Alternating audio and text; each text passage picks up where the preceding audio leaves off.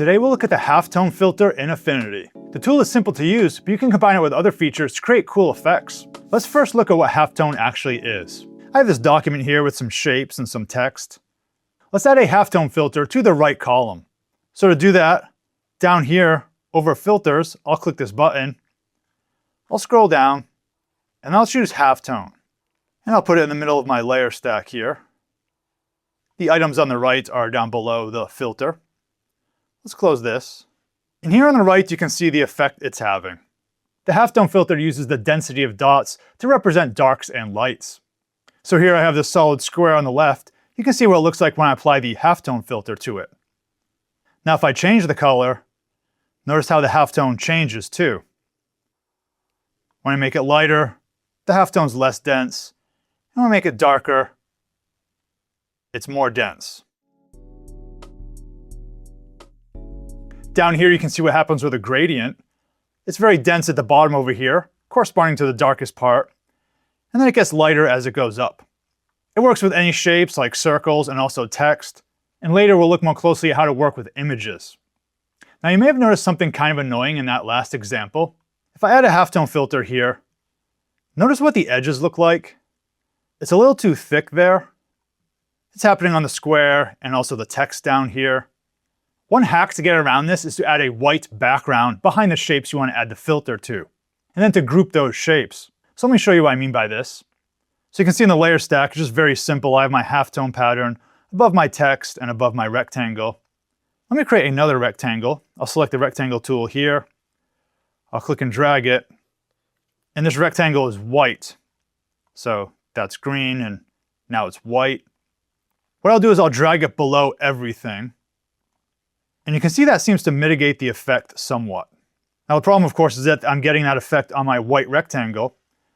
But if I select my halftone, text, and rectangle here, if I just group it, the halftone effect is just limited to those things. And it seems like it got rid of that solid edge problem. If I hide the white rectangle, the problem comes back. So it seemed to be some issue with the filter where there's not a background behind it. So this may be a way to quickly fix that problem if you run into it. Now probably the most interesting use case for halftone filters are when we use them with images. So let's use this image here with the halftone filter and let's look more closely at some of the features on the halftone filter. So once again, I'll select filters. I'll scroll down and choose halftone. And when I have my halftone selected, you can see the controls over here. Now probably the most useful ones initially are cell size and contrast. If I adjust cell size, you can see that adjusts how big the dots are. So you can tune that as you like. Contrast determines how strong the halftone effect is. Let me zoom into the face a little bit. If I dial down contrast, you can see the original image starts to show through more. So if you just want a subtle halftone texture, you can dial down the contrast like this and get it there. If you want it really sharp, you can drag it up. And now you have a pure halftone effect. Let's put it somewhere in the middle. Now we also have different styles for the halftone. That's going to be under the screen drop down here. Right now it's monochrome, but I can set it to color. You can see we have a color effect. It almost looks like newsprint. I can also do a line effect. And once again, these drop downs, you can change the other settings down here like cell size and contrast. And we also have a circular effect, like so. Let's go back to color for a moment. Now with color and monochrome, we can also change the dot setting over here. If I set it to round, let's zoom in, you can see all the halftone patterns are very round. They're circular. And changing the cell size determines the size of the circles. For dot, if I set it to cosine, you can see they're a little more diamond shaped. Once again, you can still change the settings here. So which one you choose is really just a matter of what style you're going for. Now I have this image here. If I add my halftone pattern to it, you can see it's affecting the entire image, even the white background. Something you may want to do is isolate your subject and create a mask. So let me turn off the halftone for a second. I'll select my portrait. I'll go to the Pixel Studio. And then over here, I'll choose Selection Brush. Let's select the person. I'll just select it like so. This can always be modified later, so it doesn't have to be exact. And then what I can do is go and create a mask. So I'll click Mask Layer here. I'll turn the halftone pattern back on. And like all filters and adjustments in Affinity, we can apply masks to the halftone pattern. So I'll actually take this mask, let's drag it up here. I'll let go. And here you can see I've isolated the person to just have the halftone effect there. Like I said, this mask can be easily cleaned up. Maybe we want to shape the edge here a little bit.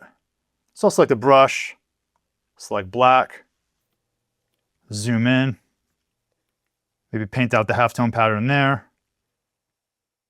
I could fix the edge of the shirt here. And you can continue to go through and modify it as you like. We could even add our own background. So I'll select the rectangle. Let's drag it over here. Make it some color like that. I'll drag these up top. Let's put the mask above. Let's group these. And then I can have this effect going. And of course I can change the background again to make it look better. So this is an example of isolating our subject with a mask and applying it to the halftone. Now something that's really going to affect our halftone are shadows, highlights, and contrast. So we can combine the halftone filter with other filters to change that effect. So let's zoom in here. One adjustment you may be interested in is the threshold adjustment.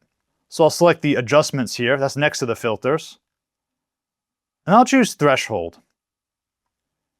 And now you can see we have this strict black and white image. And there's a slider here. I can drag it back and forth. And I can shape what my image looks like. Now if I close this, let's add a halftone filter above that. I'll select the filters again. Choose halftone. So I'll adjust the halftone as I like. Let's just do something like that for now. Maybe there. Let's close this. But the key point is that if I go back to the threshold adjustment, notice when I move it around, it's affecting the halftone as well.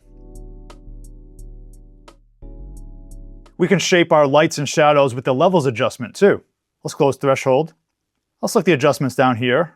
Let's click levels. Now I'll put it below the threshold adjustment here. If you put it above, it's not going to have much of an effect. Now let me turn off these top two here. If I adjust the levels, this is the effect it's actually having. I can increase the contrast a lot. Now if I turn on my halftone effect, if I adjust the levels here, notice how it's affecting the halftone. So this is another way we can adjust our halftone without directly adjusting it. Let's turn on threshold. You can combine as many of these effects as you like. Another thing people sometimes do is add a slight blur to their image, and that can help shape the shadows as well. So with my portrait selected, I'll select the filters. I'll select Gaussian blur. Let's put it right there. I'll turn off halftone for a second. So let's zoom in. You can see everything is very sharp here. But if I have the blur, right now it's 0 pixels. If I increase it, I can smooth things out a bit. So zoom out. If you want something more abstract or just strictly graphical, you can adjust the blur filter. So this is the original image. This is with blur. That's with levels. Then we have our threshold and the halftone. Now you may have one big question at this point. How do we actually make this color? Well, there are a couple ways to do that. I think the most straightforward way is to use a gradient map. To learn exactly how gradient maps work, check out my previous video on that subject. I'll put a link in the description below. Let's do a quick crash course in it right now. I'll close this. The gradient map is a type of adjustment. So I'll go to adjustments here. I'll scroll down. And then I'll choose gradient map. So I'll select this. And to give you an idea of how this works, it's going to take a range of colors and use that to replace a range of values in our image. So what does that actually mean in English? Well, what it's going to do is take blacks in our image and replace them with red. It's going to take the middle grays in our image and replace them with green. And then it's going to take the whites and highlights and replace it with blue. And if I turn off the gradient map, you can see that's what it did. The hair here is black. If I turn on the gradient map, the red is going to the black part. And you can see the background here is white. The blue will fill in the white. So let's turn on the gradient map. And you can see that's what's happening. There's some slight gray in our image, so we're getting a little bit of green. I don't like that. I'm just going to delete the green part there. Now, of course, the cool part is we can change the colors to what we want. So let's select this red here. Let's change it to, I don't know, maybe a darkish purple. Let's select the blue. Let's click this here. And let's set it to maybe some type of orange. You can change it to whatever you like. Let's close this. And if I haven't said it already, everything is totally non-destructive and editable. So we can go back to our levels. If I adjust this, it's still going to affect the image. Same thing with my threshold. And even my blur effect. There's also some other fun things we can do to add color to our image. For example, we can duplicate our original layer. I'll press Command J. Let's put it on top of everything. Let's add a halftone pattern to this portrait here. I'll select the filters here. Let's select halftone. Maybe adjust it like so. I'll close this. And then we can do something like select that layer, and maybe change the blend mode to soft light. So now we have a little more color variety in our image. Maybe I'll duplicate the layer again, Command J, put it up top. And I'll set the blend mode to overlay. You can keep experimenting and see what kind of cool effects you get. So here's one example I did. Before, after. Before, after. If there's any topics you want to see a video on, let me know in the comments below. Thanks for watching, and see you in the next video.